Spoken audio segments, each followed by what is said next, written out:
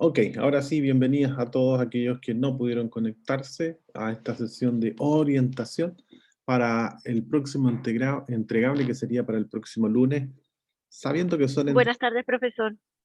son entregables voluntarios y sé que el día lunes próximo es feriado, pero nótese el concepto que es voluntario, no es obligatorio, tampoco va en detrimento de su evaluación, muy por el contrario, es bastante bueno que haga sus entregas porque así tiene una retroalimentación del estado de avance que lleva.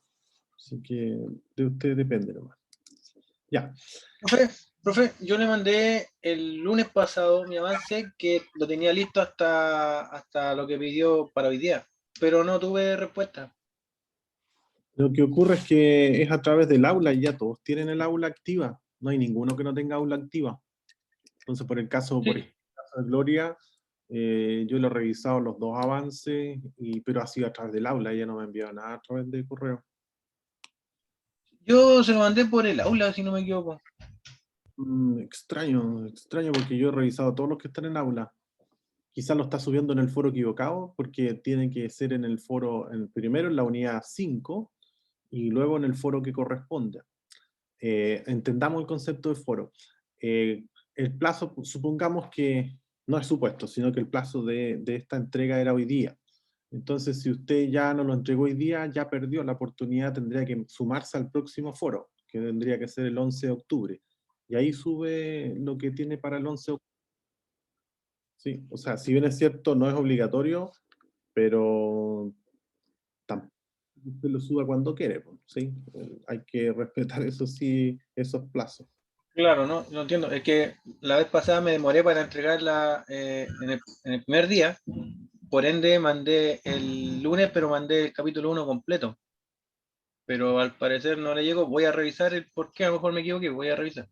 Revisa lo mejor, porque de haber un error, súmate a la próxima entrega, que sería el 11 de octubre. El 11 de octubre. De ahí aprovechamos de revisar todo lo que tiene. En este caso sería introducción, capítulo 1, diagnóstico, metodología, y esto que vamos a ver hoy día, que es definición del servicio y análisis de la demanda actual y futura. Eso es lo que viene para la próxima semana. Esos serían los tópicos. Vale, te invito a revisarlo mejor, ¿vale? Revísalo y la idea es que se suba en el foro que corresponde. Este en el caso sería el taller número 3 o foro número 3. Ahí es donde habría que subir el próximo trabajo, o el próximo entregable. Vale, ok. Ya. Ok, profe, ok. Estamos aquí. Vale, gracias Manuel. En todo caso, ¿cuál es el nombre de su proyecto? ¿Qué es lo que es de su proyecto? ¿De qué es lo que trata? Era un restaurante M&M. Ah, ya, ok. Ya lo tengo. Ok, comenzamos entonces poniendo atención a que, insisto en el concepto de voluntario, pero el voluntario nuevamente tiene los compromisos que no es llegar y subirlo cuando uno quiere, sino que si ya no lo subió en la fecha que corresponde, por ejemplo, el diagnóstico y metodología, tendría que pasar ya después a metodología, si no lo subió aquí, pasa a este y así sucesivamente. Ese es como los tracks. Profe, mire, ahí estoy revisando, dice enviado para calificar, estado de la calificación, calificado. Lo entregué el lunes 27, como a las 12 de la noche. Y dice última modificación, lunes 27 a las 7:30 de la tarde. Ya, lo vamos a revisar, ¿vale? Vamos a revisar qué pasó con su caso que yo no lo estoy viendo. Deja tomar Ok, nota. gracias. Manuel Molina. Ok. Lo dejé anotadito, a ver qué pasó. Vale. Entonces, avanzamos con esta parte ahora que corresponde a la definición del servicio, análisis de la demanda actual y futura. La fecha de entrega es el 11 de octubre de lo que vamos a ver hoy. Lo que vamos a ver hoy, si se dan cuenta, son los primeros dos puntos del capítulo 2, el 2.1 y el 2.2. Pareciera ser sencillo, pero en realidad yo les diría que lo más complejo de todo el proyecto, la parte del estudio de mercado, lo más complejo porque depende de personas. depende a quiénes le vamos a hacer la entrevista, a quiénes le vamos a hacer la encuesta. Entonces, como uno ya está dependiendo de personas, eso lo hace complejo. Porque si no tiene la ayuda o la cooperación, la colaboración de los terceros, se empieza a quedar atrasado y no logra obtener la información necesaria. Y por supuesto que eso le hace daño a la continuidad del proyecto. Vamos a ir detallándolo paso a paso en qué consiste. Lo primero es la definición del servicio o producto. Por eso es que la parte de acá decía definición del servicio, porque claro, esto fue tomado de un documento, un proyecto de título que el foco estaba en un servicio, pero también pueden ser productos. Por eso ahí dice definición de producto. Aquí fíjense la forma en que se adapta esta parte, cómo la tomó este titulando. Primero dijo, el proyecto consiste en crear una empresa de gaming center, un tipo de negocio en donde los clientes pueden jugar videojuegos en línea por una tarifa de arriendo. Si se dan cuenta, está haciendo una definición bastante pormenorizada del producto y está correcto. Esa es la forma de hacerlo, porque de alguna manera está señalando cuál es el producto o el servicio que voy a brindar a los clientes y de qué manera se consume, qué frecuencia de uso, cuál es la frecuencia de uso. Eso es lo que uno debiese describir. En comparación con el de al lado, que no está tan bien, si bien es cierto, se logra el objetivo, pero en forma rebuscada, porque aquí parte definiendo el T propiamente tal, pero no como que fuese un servicio, sino que define el T. Es como si al lado izquierdo comenzara el Gaming Center es videojuego en línea, pero no habla de tarifa, hablas que se utiliza en cibercafé. ¿Se dan cuenta la forma de redactar que es distinta? La de la izquierda es mucho mejor que la de la derecha. La derecha está definiendo lo que es el té del desayuno inglés, es una mezcla de Assam producido en la India, sabor maltoso, y Ceilán producido en Lanka, toque cítrico, pero en ninguna parte señala que este va a ser el producto estrella que se va a utilizar en este proyecto, va a ser con lo que se va a evaluar el proyecto. Aquí aparece el tiempo de reposo, está bien, temperatura, perfecto, pero insisto, no aparece la palabra clave como la de acá, donde se señala en línea por una tarifa fija de arriendo. El concepto es muy similar a un cibercafé. Aquí se está describiendo muy bien lo que vamos a ofrecer, lo que se va a ofrecer. Aquí no, aquí se definió lo que es el té negro, el té Earl Grey, en fin. Entonces, lecciones aprendidas, debiese uno definir en forma pormenorizada, describiendo el producto o servicio, así como está al lado acá, con usar tablas, que también es bien útil usar tablas, de esa manera queda todo en una sola parte.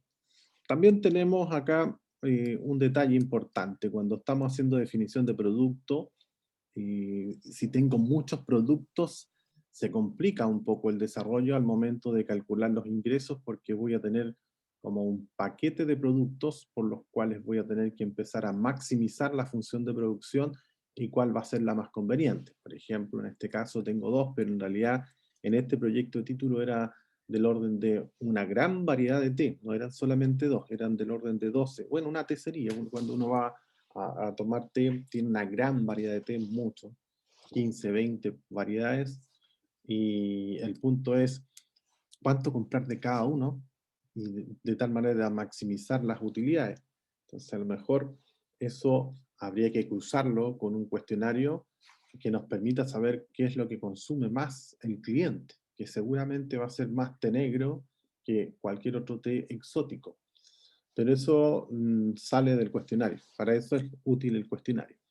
Pero insisto, aquí hay que tratar de buscar una forma que nos permita llegar a los ingresos en forma sencilla y no tan compleja como empezar a armar un algoritmo que además más encima vamos a tener que empezar a poner distintas opciones para lograr la maximización. Cuando hablo de opciones me refiero 40% de té negro, 10% de negro Earl Grey, 5% de té chaisim y otros té no sé cuánto hasta que nos dé el 100%.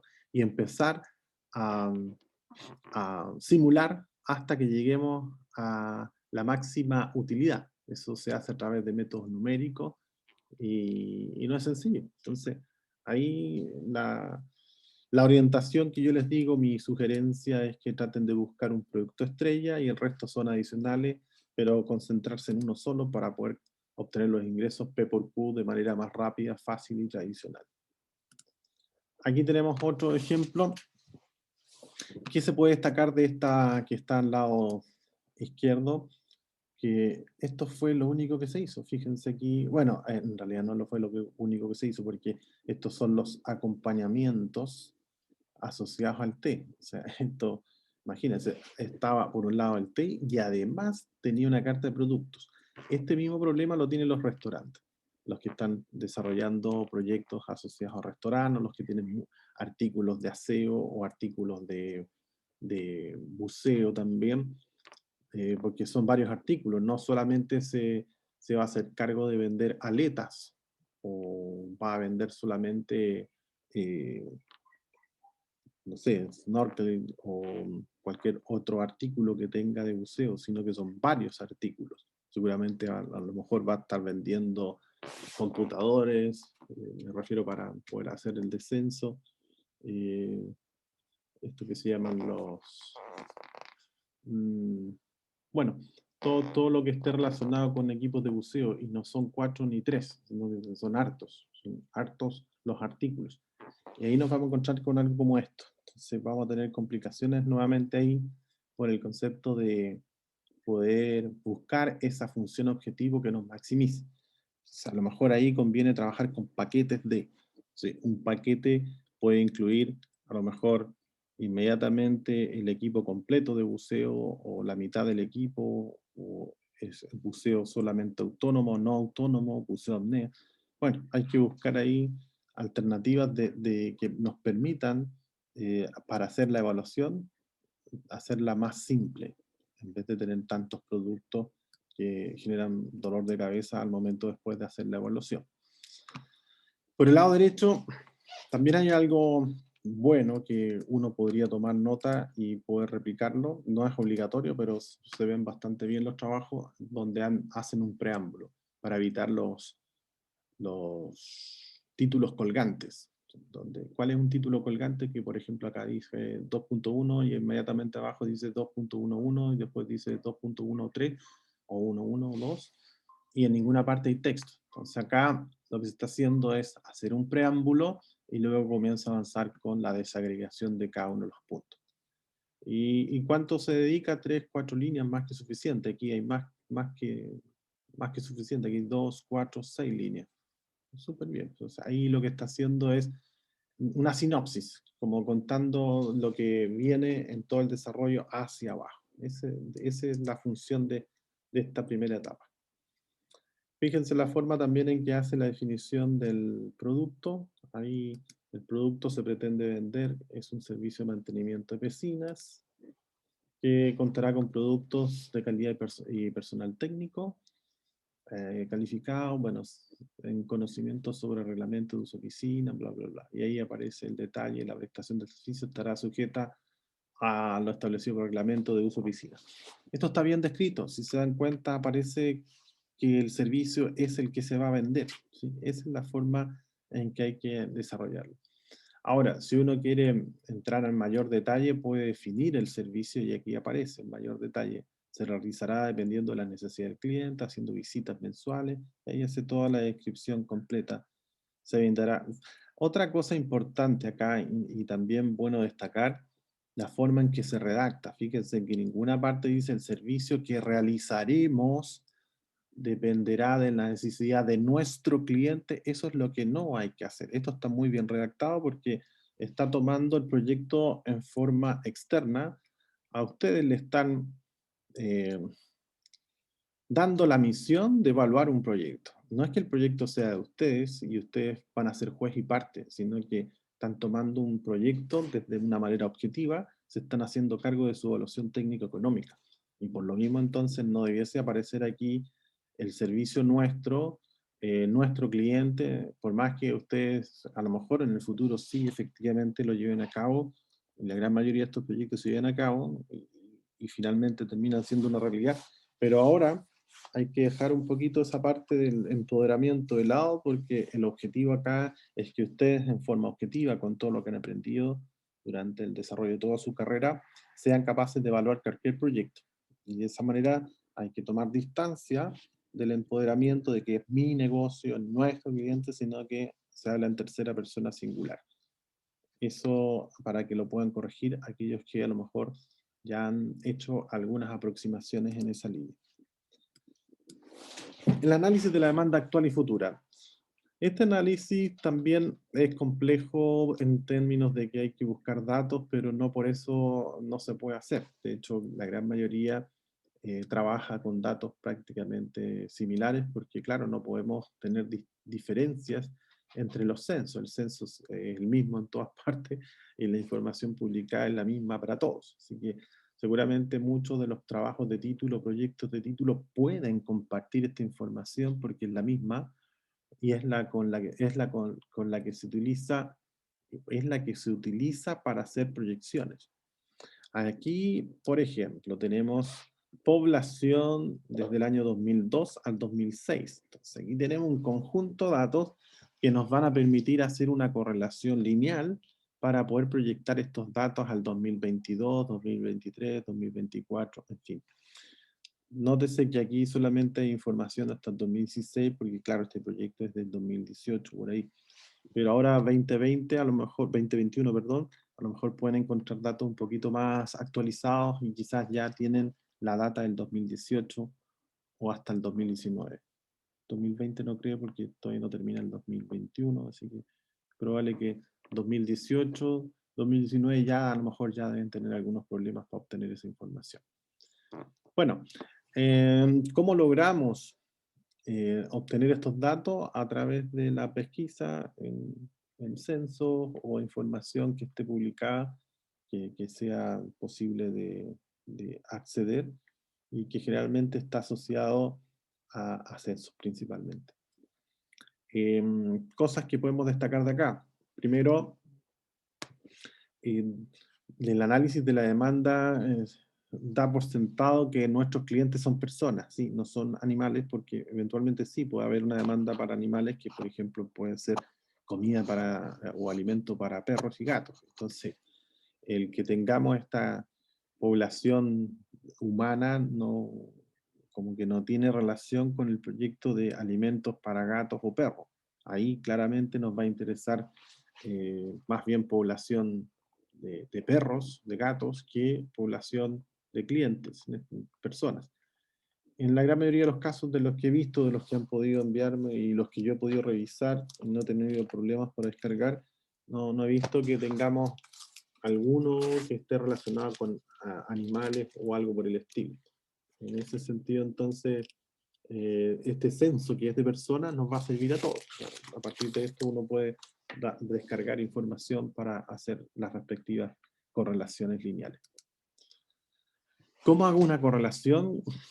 Bueno, hay varios métodos. El más conocido, el método de la regresión lineal, que utiliza el método de los mínimos cuadrados. Eso es lo que hace el Excel cuando uno pone los datos, echa a correr el programa y en fracciones de segundo entrega inmediatamente la ecuación de la recta, que vendría siendo la que está por acá abajo.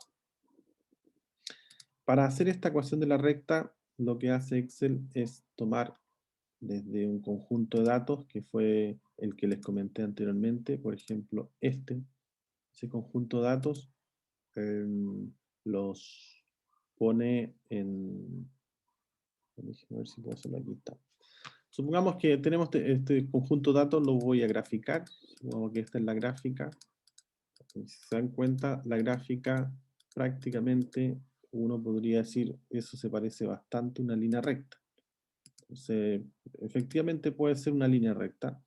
Y yo entonces trazo, lo que hace el método de los mínimos cuadrados es trazar una línea recta que pase lo mejor posible o que represente mejor posible estos puntos. Entonces empieza a tomar la distancia que va de ese punto a la recta, distancia de ese punto a la recta, distancia de ese punto a la recta. Y ahí va sacando mínimos cuadrados. Entonces, esas distancias son las que se van sumando hasta obtener finalmente una ecuación de esta recta, de la línea verde, se obtiene una ecuación de la forma AX más B, que sería I igual a AX más B. Esa es la ecuación de la recta. Esa ecuación de la recta la hace en forma automática el Excel y nos permite poder hacer predicciones. Por ejemplo, fíjense, nosotros tenemos aquí al año 2019, entonces, si yo quiero el año 2022, voy a multiplicar aquí donde aparece el X, pongo 2022, le pongo las constantes que me arrojó el software y voy a poder estimar la cantidad al año 2022, que seguramente va a ser, no sé, 92.350, por decir un valor. Más alto que el 84, pero sigue la tendencia al alza. Basado en esa ecuación. Eso es.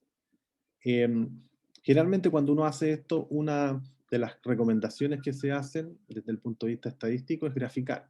De repente simplemente con el solo hecho de graficar, uno puede darse cuenta a lo mejor que esto no tiene un comportamiento de tipo lineal. Y quizá al momento de graficar ya me doy cuenta que esto tiene un comportamiento distinto al lineal. Entonces, por más que yo quiera pasar una línea recta por ahí, perdón, una línea recta por aquí, por ahí, esa vendría siendo una línea recta, más o menos recta. Igual no tiene buen ajuste, porque fíjense en esta parte, solamente aquí, esto es lo que está tomando, esta va a ser la predicción que va a tener el modelo lineal, pero esto es lo que va a estar ocurriendo en la realidad. O sea, hay una diferencia igual importante, igual con este punto. Esto está ocurriendo en la realidad, pero esta sería la predicción. O sea, aquí el ajuste lineal no es conveniente. No es conveniente porque es mejor tirar una moneda caricello y darle hacia el futuro más o menos lo que va a salir, porque esa ecuación que vimos anteriormente no es un buen predictor. ¿Por qué? Porque la ecuación no se ajusta a los datos. Aquí tenemos que buscar el mejor ajuste. Y no es que la correlación lineal sea mala, sino que no se ajusta a los datos que usted tiene. Los datos a lo mejor no se ajustan a una linealidad, sino que se ajustan más bien quizás a una ecuación de orden cuadrático. Una ecuación no lineal, sino que una ecuación de tipo cuadrático. O sea, sería un ajuste logarítmico. La buena noticia es que el Excel tiene la posibilidad de graficar y en el mismo gráfico usted puede poner, digamos, forzar a que Excel le entregue cuál es la función que correlacionó en esas líneas y le entrega inmediatamente la ecuación. O sea, esto mismo que lo está entregando en forma analítica, que es esto, también está la opción de graficar, hacer la gráfica, tener la ecuación de la recta ahí, e inmediatamente al lado aparece esa ecuación. O sea, voy a ponerla así nomás como A más BX. Ahora, si fuese de otra manera, supongamos que fuera una ecuación de ese estilo, esa es otra ecuación, y también ahí le va a aparecer A menos, va a estar para el otro lado, menos AX cuadrado más BX más C. Eso lo hace el Excel. Entonces, ahí hay que revisar primero, mi sugerencia es graficar. Con la gráfica uno ya puede visualizar más o menos si se trata de una ecuación lineal o de una ecuación de tipo logaritmo o de otro tipo de ajuste. Luego, si su visual, usted no le tiene tanta fe a su ojo, en fin, porque efectivamente es más o menos cualitativo el tema, yo lo veo lineal, no, yo no lo veo lineal. Bueno, para evitar esa subjetividad obtenida por su ojo, que es normal, uno puede utilizar esto, el coeficiente de correlación lineal. Ese coeficiente de correlación lineal nos permite, ya sin ninguna discusión, de que esto tiene un ajuste en realidad al límite. De 0,95 hacia arriba se considera un buen ajuste. Este tiene 0,96. Entonces está bien, está aceptable. Lo dejamos entonces que efectivamente tiene un comportamiento cercano a lo lineal y nos vamos a arriesgar a hacer esta predicción. Luego, ¿qué significa este número? Este número, desde el punto de vista estadístico, lo podemos definir como 96, si estoy tomando 96,5, sí, creo que es 96,5, déjenme verlo acá. 96,5%, eso significa 96,5% de los datos se explica con ese ajuste. Eso significa el 96,9%, que es lo mismo que 95,5%, 96,5%. Entonces, el 96,5 significa que el 96,5% de los datos se ajustan.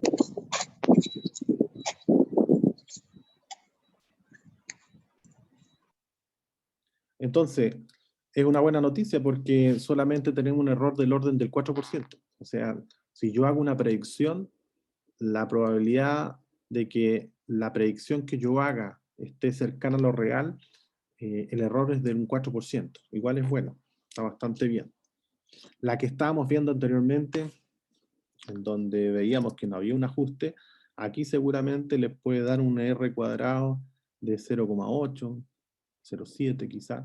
Eso significa que hay un error del 30%. O sea, 70% de probabilidad de que le achuntemos, pero hay un 30% de probabilidades de que no le acertemos y que nos dé un valor muy lejano a lo que es. Entonces ahí mejor buscar otro ajuste o buscar otro mecanismo para hacer predicciones, pero en ningún caso con ese ajuste lineal porque no está dando el ancho.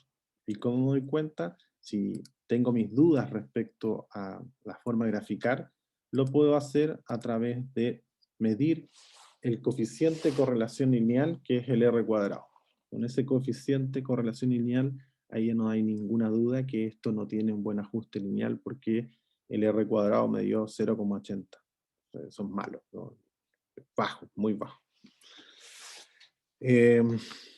Hay ajustes de 1, claro, por ejemplo, la UEF tiene un ajuste de 1, y por eso yo puedo saber cuánto va a ser la UEF de mañana, pasado, porque está ajustada al 100%, a ese nivel de certeza está.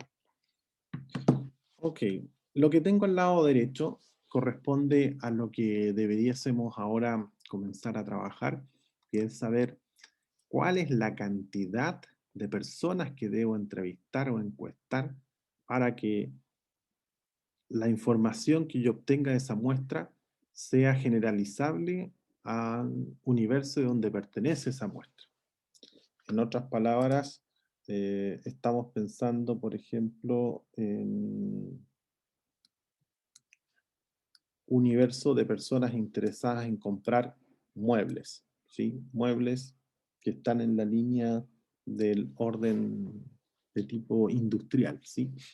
Entonces, aquí está el mundo entero, pero solamente una porción te interesan mis muebles, no es a todo el mundo. Entonces, esa porción va a ser el universo, o sea, es la totalidad de personas que estarían interesadas en estos muebles de tipo industrial. Entonces, ¿qué debo hacer yo? Tomar una muestra de acá, y a ellas aplicarle un cuestionario con cierto nivel de confianza que me permita transponer o transportar esa respuesta a lo que realmente representa el universo. Es lo mismo cuando hacen estas encuestas presidenciales, exactamente lo mismo. Se toma una muestra, se ponen a rankear los presidenciables y ahí aparece en primer lugar, segundo lugar, tercer lugar. Y eso lo extrapolan, dicen, y esto es lo que piensa Chile. Bueno, acá esto es los interesados, esto representa los interesados que comprarían muebles, y usted saca una muestra de esos interesados, no va a entrevistarlos a todos, sino que una muestra de esos interesados. Pero para eso hay que tener claro cuál es el U, cuál es el universo, o sea, cuál es la totalidad de personas que estarían interesados. Para llegar a ese valor hay que ocupar el concepto de segmentación. Yo debo comenzar a segmentar para llegar a ese número. Hay varios segmentos famosos, no sé si los conocen, seguramente sí. Por ejemplo, los DINK. Los DINK es un segmento súper conocido, que son Double Income No Kid.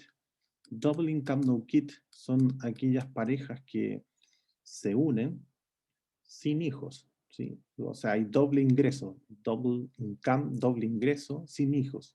Entonces son parejas que se lo pasan viajando, se hacen regalos caros unos al otro, porque no tienen más que obligación que amarse el uno y al otro, y nada más, pues no tienen ningún tipo de carga que les signifique algo que pueda de alguna manera dañar esta unión, no digo dañar en el sentido maligno, sino que me refiero como segmento propiamente tal. Entonces a ellos van generalmente dirigidas ciertas spots publicitarios que no se las van a dirigir a otras personas que tienen hijos. Entonces al momento de hacer la segmentación, lo primero que pregunto, ¿usted tiene hijos? Y si mi respuesta es sí, skip, o sea, me lo salto porque no es mi interés hacerle ningún tipo de propaganda o entregarle mi servicio porque yo sé que no le va a dar el ancho o no está dentro de mi segmento. Yo estoy apuntando a los links. Entonces, los DINK vendría siendo un universo y ahora me interesa sacar una muestra de estos DINK para saber cuál es su comportamiento, su perfil, y luego esa misma información que obtuve acá la extrapolo al universo de los DINK. La otra también famosa son los GS, los Golden Senior. Los Golden Senior son aquellos jubilados que salen forrados con plata, mucha plata, entonces también aquí hay otro segmento. Se le pregunta, ¿usted es jubilado? No, no soy jubilado, entonces no es mi segmento, lo descarto. Pero ¿cómo lo va a descartar? ¿Es un cliente potencial? No, porque yo estoy apuntando a los Golden Senior y descarto todo el resto. Entonces esto mismo es lo que hay que empezar a descubrir a través del proceso de la segmentación. Una vez que lo obtengo, ya voy a saber entonces cuál es el U y sobre ese U calculo la muestra. Y esa muestra de alguna manera representa la cantidad de personas que debo hacerle correr el cuestionario para que a partir de esa información yo pueda extrapolarla a este universo y obtener información eh, rica en lo que quiero vender o lo que quiero eh, traspasar al resto de los clientes. Aquí ya estamos en el cuestionario propiamente tal. ¿Qué debería tener un cuestionario? Bueno, cualquier cuestionario debe tener las palabras claves que son cuánto usted está dispuesto a pagar por lo que sea y qué cantidad usted está dispuesto a comprar. Esas son las dos que no deberían faltar. Ustedes pueden agregar otro tipo de preguntas de segmentación como las que le comenté recién. ¿Usted tiene hijos? Si la respuesta es sí, entonces sería todo. Gracias por su participación. Si, por ejemplo, están haciendo un estudio de mercado sobre leche entera o le están haciendo un estudio de mercado sobre carnes, la primera pregunta de entrada debiese ser, ¿usted consume carne? Y yo le puedo decir, no, porque soy vegetariano. Entonces, ya, gracias por su participación, porque cualquier respuesta que me dé no le voy a creer mucho porque usted no consume carne. Me explico, ¿no? Entonces, se trata de eso, la segmentación. Ya empezar a descartar todo aquello que no va a ser del interés de todas las personas. Eh, Otra cosa importante, es bueno introducir o tener una pequeña reseña, no sé si reseña,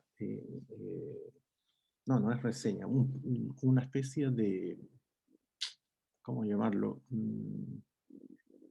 Una introducción, ¿sí? Un párrafo introductorio al cuestionario. Ese párrafo introductorio debiese decir algo así como, este cuestionario ha sido diseñado para conocer su opinión respecto a, y ahí punto suspensivo, todo lo que ustedes quieran, en el marco de un proyecto de estudio de mercado o de un estudio de mercado. También se puede transparentar señalando que efectivamente es un estudio de mercado.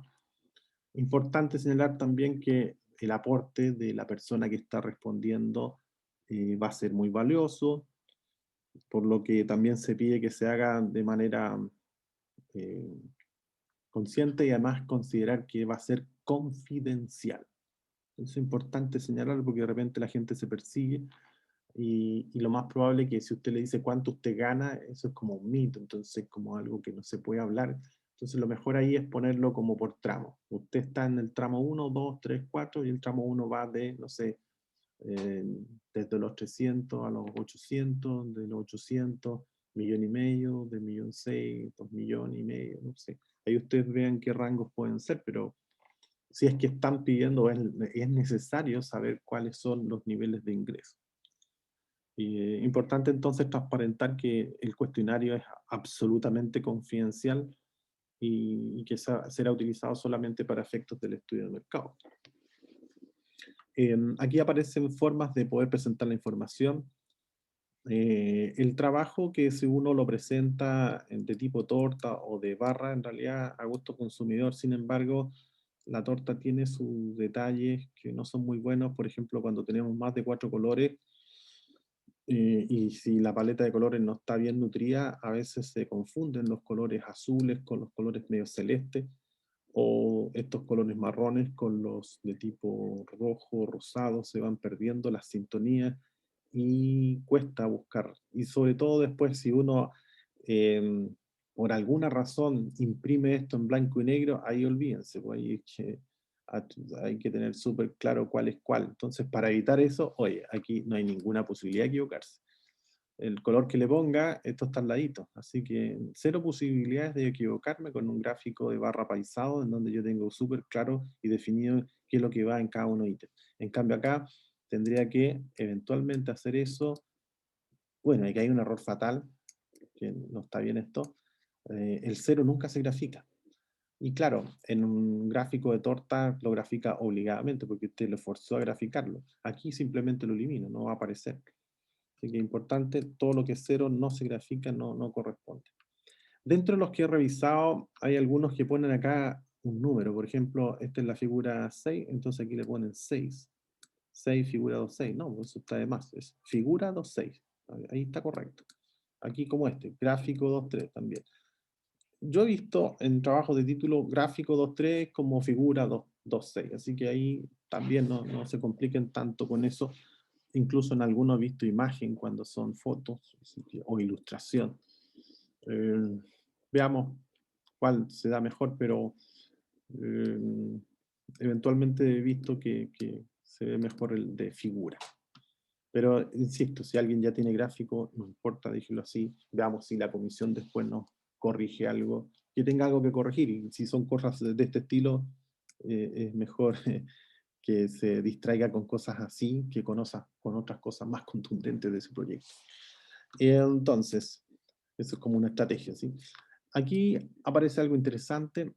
Ahora hay varias páginas online que nos permiten hacer encuestas. Antes no, ahora sí. Entre ellas está encuesta.com, está SurveyMonkey, el mismo Google Form, entrega la información de lleno y entrega el report de todos los resultados obtenidos. Así que ahí los invito a buscar y a usar esas herramientas para que se puedan aplicar los cuestionarios de una manera más rápida y eficiente. Aquí tenemos más ejemplos de cuestionario.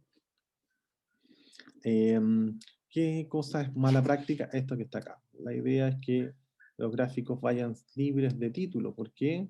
Porque los títulos van en la leyenda. Ahí van las leyendas. Fíjense este es una buena práctica. Aquí no hay título. Aquí está el título. La leyenda. Se van a dar cuenta que algunos proyectos de título repiten el título que está acá. Eso es redundancia, ¿no? Y de hecho, cuando usted saca el título, mejora la resolución de su gráfico. O sea, a todas luces es mejor quitarle el título, mejora la resolución y no se ve redundante, no se ve como que está copiando lo de arriba con lo de abajo. Y algunos, para arreglar eso, le van poniendo sinónimos y después la persona que lee se confunde porque dice, bueno, se está refiriendo a los clientes o a los encuestados, entonces, y no, es que son lo mismo, y entonces, ¿por qué le pone sinónimo? Para no repetir lo que está arriba. Entonces, si ya sabemos que lo de arriba es lo mismo de abajo, elimine lo de arriba, que es solamente con la leyenda y eso cumple, ¿vale?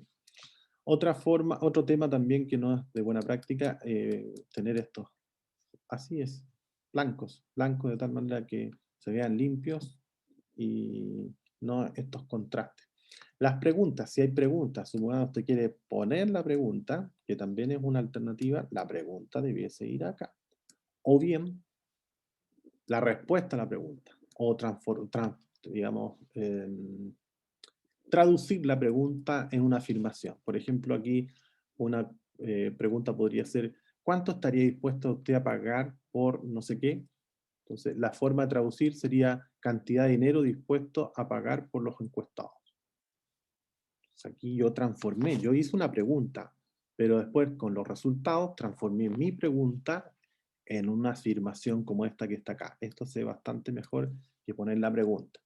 Pero, insisto, ya sería a gusto consumidor porque no hay ninguna penalización si alguien solamente pone las preguntas. Eso no está penalizado.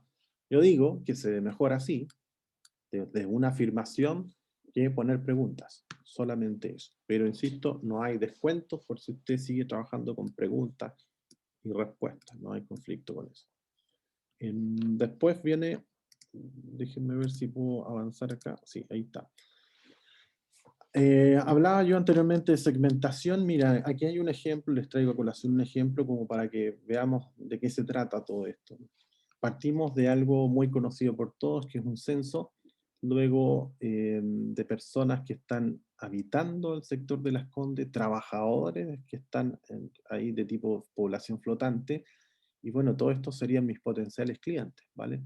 Esto ocurrió el año 2020. Estas son proyecciones, nótese cuidado, porque esto ya está proyectado. Se tomó seguramente información del pasado y se proyectó al futuro.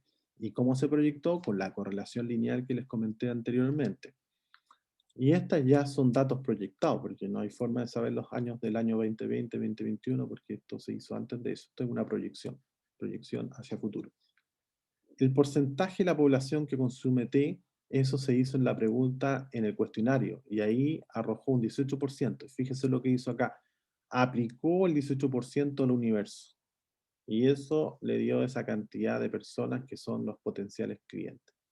Y esto ya es un supuesto, esta persona decidió tomar el 2,5% del mercado. O sea, esos serían sus potenciales clientes. Este es el concepto básico de lo que se llama la segmentación, y uno la va haciendo a través de porcentualmente, va comiendo porcentaje. Entonces, si por ejemplo tuviéramos toda esta cantidad de personas y hablamos de los DINC, ¿qué porcentaje de personas son DINC? A lo mejor 0,1%.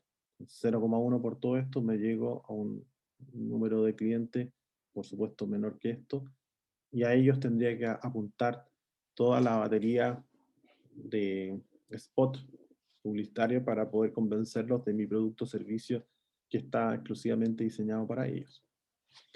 En el sector de acá también tenemos otra posibilidad de seguir segmentando a través de los segmentos reconocidos que están por acá. También es una alternativa. Uno podría eventualmente apuntar solamente a 3 segmentos, a 2, a 1. Ahí va a depender de cada uno de ustedes de lo que anden buscando, ¿vale? Aquí ya tenemos lo último que tiene que ver con la proyección de la demanda propiamente tal. Este es el resultado final al que deberíamos llegar para la próxima semana, aunque es un poco probable que logremos hacer, porque está detrás personas que nos tengan que responder los cuestionarios. Por eso les digo ahí, mientras más pronto apliquen ese cuestionario, mucho mejor, porque la data no es tan sencilla de obtenerla. Pero con los que alcancen a lograr hacer un cuestionario pueden comenzar a trabajar con esos valores en forma tentativa.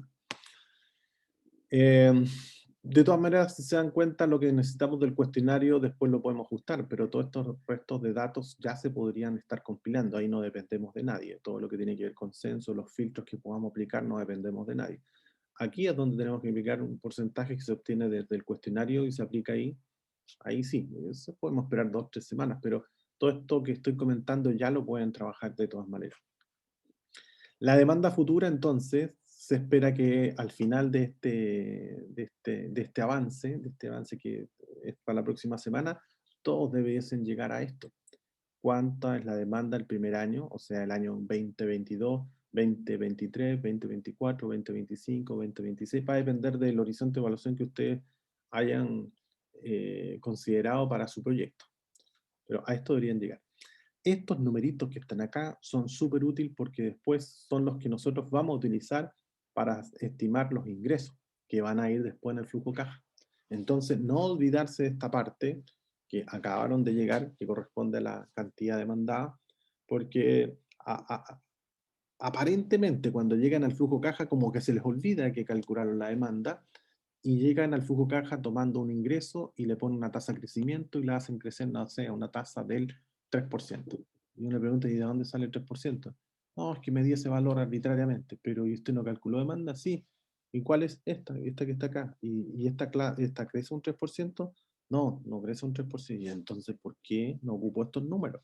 Para eso son estos números. Estos números son para ocuparlos después en el flujo caja. Entonces, tiene que haber una consistencia entre los números que obtuvimos ahora en la demanda con los que vamos a trabajar en el flujo caja. Entonces no hay que trabajar dos veces. Las tasas de crecimiento se utilizan cuando no tengo información, cuando no fui capaz de llegar a esta demanda por alguna razón extraña, muy extraña razón. Entonces ahí yo lo que opto es, bueno, frente a la ausencia de este bien que no existe, voy a darme una tasa de crecimiento y voy a crecer a lo mínimo a lo que está creciendo el país. Ese sería como un supuesto válido. Pero en la gran mayoría de los casos de los que yo observo acá, todos debiesen ser capaces de llegar a una demanda como esta, con números, y que después poniéndole el precio van a poder obtener los ingresos. Ese es más o menos, en términos muy simplificados, por supuesto, lo que busca este avance que es para la próxima sesión o próxima semana. No sé si hay alguna duda o consulta. Espero no haber repetido mucho lo que han tenido ya en sus clases, porque en realidad este objetivo de esta sesión, de esta reunión, no es repetir la clase, no hacer la clase de nuevo, sino que dar algunos tips de cómo comenzar a avanzar y, por supuesto, avanzar de a pasos cortitos. Por eso es que hoy día nos ocupamos solamente del 2.1 y 2.2 para ir asegurándonos que tengamos un avance más o menos constante y sistemático semana a semana. Aquí yo hasta el momento he recibido 4 trabajos, 2 personas, quizás con Manuel podrían ser 3, que han estado entregando en forma sistemática, así que súper bien. Pero hay otros que no han hecho ninguna entrega, así que no es que lo esté apretando, simplemente les señalo que se hace complicado después trabajar una semana antes para el avance 1. Sobre todo si estamos todos trabajando con esa complejidad adicional. Si ya se nos hace complicado si nos entrega la semana, imagínense cuando llegue el avance 1. Entonces, los insto a hacerse el tiempo como sea, que sé que es complejo, de ponerse al día, no sé si ponerse al día, pero hacer el esfuerzo de al menos entregar algo para tener un feedback, una retroalimentación de saber cómo va el asunto, o por lo menos para conocer la mano de la forma en que se evalúa el proyecto o servicio o trabajo. ¿Vale? Profe, yo ahí tenía una consulta. Sí, dale. Sí, yo estoy en eso tratando de ponerme al día y en la entrega de hoy no alcancé a entregarla. Entonces escuché al principio de la clase que usted habló de eso, del tema.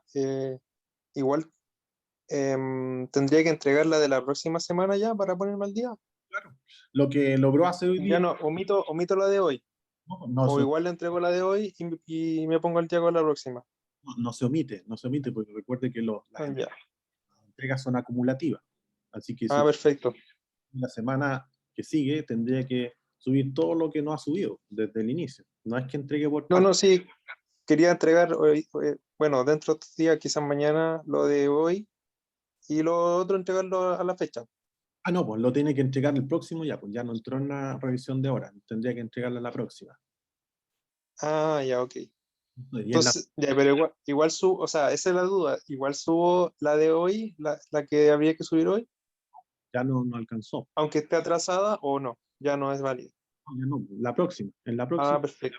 la próxima como Ya, ok. ya avanzó hasta esta etapa, eso le agrega lo de hoy día y lo sube el próximo lunes.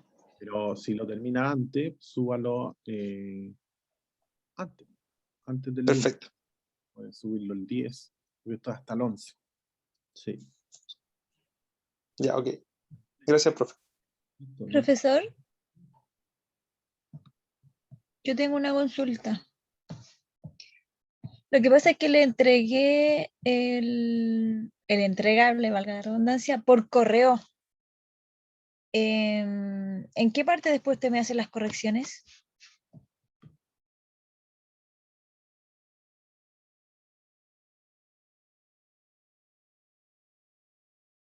Perdón, estaba con el micrófono apagado. Estaba hablando todo el resto. Ya, bueno, le explico. Por lo que sé y por lo que entiendo, están todos ya afiliados o adscritos al aula. No hay ninguno que no esté en el aula. Entonces, la idea es que la entrega oficial sea a través del aula. Entonces, la idea es que pueda hacer la entrega por el aula. Y en el mismo aula yo les hago la retroalimentación y así nos queda para ambos lados la evidencia de que fue retroalimentado, y si usted quiere volver a la retroalimentación, es más rápido ir al aula que empezar a bucear dónde está esa retroalimentación en el correo electrónico. ¿Sí? Sí, se la mandé el viernes y usted me colocó que cuando tuviera un tiempito lo iba a ver, pero como no recibió respuesta pensé que lo podía recibir por el aula y no he visto. Pero en el aula la hizo. No, profesor, lo hice por el correo. Me había traspapelado y se lo mandé por correo el viernes. ¿Qué pasó? Por eso le digo, es por el aula. Es por aula. Sí, pero ¿qué va a pasar con esa revisión? Es que yo me traspapelé, profesor. No, pues nada, pues es lo que les decía anteriormente. Eso que alcanzó a hacer, súbalo ya para el 11, agregando esto adicional, y ahí revisamos todo lo que no se ha revisado. Ah, pero yo se lo mandé el viernes. Sí, pero Igual alcancé dentro de la fecha. no en el aula. Y usted ya tenía el aula disponible. Ese es el detalle. Es por el aula. Yo revisé en correo cuando había un problema con el correo. Y eso se arregló Sí, claro. martes o miércoles, algo así. Y ahí estamos. Y de ahí en adelante ya es todo aula. Pero no hay ningún detrimento en su nota, porque recuerde que la evaluación verdadera, la real evaluación es el avance 01.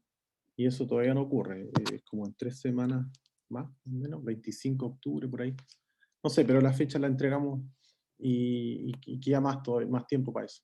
Ahí sí que tiene que entregar ese día, y ahí sí que puede haber detrimento en su nota, y esa nota sí queda. De hecho, las retroalimentaciones que se entregan van sin nota. Las personas que han recibido retroalimentación, aparece un 1, a otros le aparece un 2 porque es la segunda que se hace, y así sucesivamente. Eso. Ah, ya, entonces no tengo derecho como a revisión donde lo entregue por correo. Tiene derecho a revisión, va a tener revisión, pero el día 11, eso estoy señalando. O sea, usted lo sube y el día 11 va a tener la retroalimentación asociada a los capítulos anteriores y al que tiene ahora para el día 11. Ahí se le va a revisar todo, no solamente de esta parte del trabajo.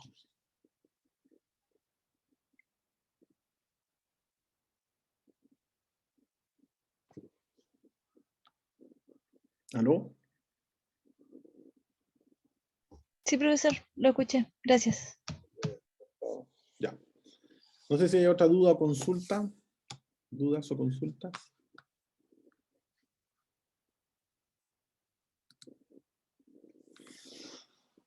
Ok.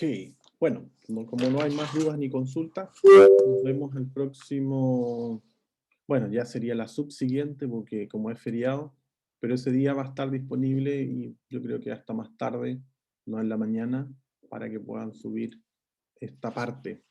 Lo que tiene que ver con los porcentajes, yo creo que lo podemos esperar, porque claro, no todos han tenido su cuestionario del día, pero la idea es que en la medida que sigamos avanzando, puedan ir incorporando esos segmentos para llegar finalmente a los tópicos de aquí al 20 y algo de octubre. ¿Vale? Nos vemos entonces. Que estén muy bien. Buenas Nos vemos, profe, gracias. tardes. Ya, profe, gracias.